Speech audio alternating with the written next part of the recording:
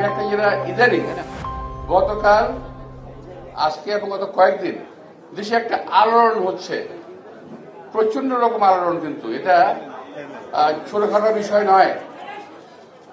আমাদের acting chairman সাহেব সেদিন বক্তব্য রেখেছেন, আপনার কালকে না বোধহয় পরশু দিন ওই আমাদের লেডিস ক্লাবে, ঠিক বক্তব্যের পরপর আমি জানতে পারলাম যে এদিকে আরেকটা ঝামেলা হলো যে আমাদের ছাত্র ভাইদেরকে কে ডেকে নিয়ে গিয়েছিল, কি করেছে না করেছে ইত্যাদি ইত্যাদি।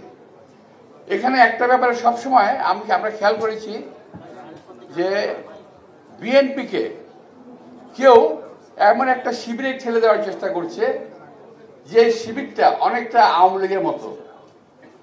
কেউ চেষ্টা করছে, একটা দল আজকে অনেকেই বুঝে ফেলেছে কিংবা জানতে পারছে, আমরা জানি না, আমরা কিন্তু বুঝি না কেন এটা করে।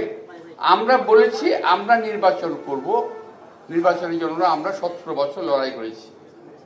আমাদের নেত্রী জেল খেটেছেন, পৃথিবীতে একমাত্র নেত্রী আমি বলতে পারবো যে যিনি দেশ ছেড়ে পালিয়ে যান নাই।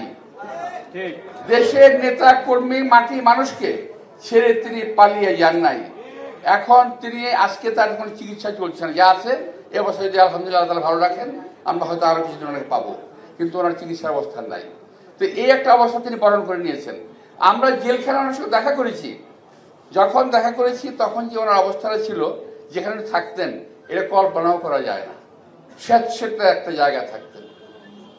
আমি তো জেলখানা বহুদিন ছিলাম, আমরা চেষ্টা করেছি যে ওনাকে ভালো জায়গায় নেওয়ার, কিন্তু পারি নাই, এই সরকার দেয় নাই। যাই হোক, আমি বলতেছিলাম যে বিএনপির নেতা কর্মীদের, এই দেশে মানুষের অনেক ত্যাগ, অনেক তিতিক্ষার ফলে আজকে আমরা একটা অবস্থানে এসেছি। গণতন্ত্রের জন্য আমরা কথা বলার অধিকারের জন্য আমরা এসেছি। আজকে কেউ কেউ বিএনপিকে মানে অবস্থা এরকম যে নির্বাচনে গেলেই তো বিএনপি ক্ষমতায় যাবে, এমন একটা ধারণা সবার ভিতরে এসে গেছে। আলহামদুলিল্লাহ আমরা কিন্তু এমন ধারণা করি না। আমরা ধারণা করি নির্বাচন হবে, নির্বাচনে আমরা কাজ করব, নির্বাচনে যাব। বিগত দিনে বিএনপি তিনবার ক্ষমতায় ছিল, যদি বিএনপি ভালো কিছু করে থাকে দেশের লোক আমাদেরকে ভোট দেবে, এটা আমরা আশা করতে পারি আল্লাহর কাছে, মানুষের কাছে। জিতি ভালো, না জিতে গিয়ে আসে ক্ষমতা আসবে তাকে আমরা সালাম দেব, কিন্তু যাতে বিএনপি ক্ষমতায় আসতে না পারে। ওই যে দেখছেন না আপনার গান বাজনার অনুষ্ঠানে একসঙ্গে সুর করে কাওয়ালি গায়, একটা কি বলে এটাকে কনসার্টের রয়েছে, কি বলে এটাকে জানি না, একটা গান গায় সবাই কাওয়ালির মতো। এখন বিএনপির বিরুদ্ধে উঠে পড়ে লাগছে কি এমনি বিএনপিকে খাটো করা যায়, বিএনপি মানুষের সামনে খাটো করা যায়। কিন্তু যেখানে আমাদের নেতা, আমরা যত ভুলভালই বলি না কেন, আমাদের নেতা তারা এখন মানে তো ঠিকঠাক কথা বলে যাচ্ছেন, দেশে মানুষ পছন্দ করছেন। আমি যাদের সাথে কথা বলি তারাও কিন্তু কথা বলেন যে না উনি একটু ঠিকঠাক লাইনের মতো আছে, কথা বলতেছেন, ভালো কথা বলতেছেন। নেতৃত্ব এস্টাবলিশড, বহু আগে বলেছিলাম যে বিএনপির নেতৃত্বের কোনো সংকট নাই।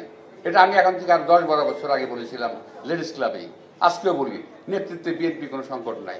সুতরাং আওয়ামী লীগের সঙ্গে আমাদের ঠেলে দেওয়ার কোনো সুযোগ নাই, যত চেষ্টাই করেন। কারণ আমরাও আওয়ামী লীগের প্রাতিষ্ঠানিক বিচার চাই। সাংগঠনিক অপরাধের জন্য এই দেশে আইন আছে, কানুন আছে, সেই অপরাধে ওর বিচার হবে এবং সাংগঠনিকভাবে তার বিচার হতে পারে। যে আমাদের ইসলামকে যেভাবে ব্যান করা হয়েছিল হতে পারে।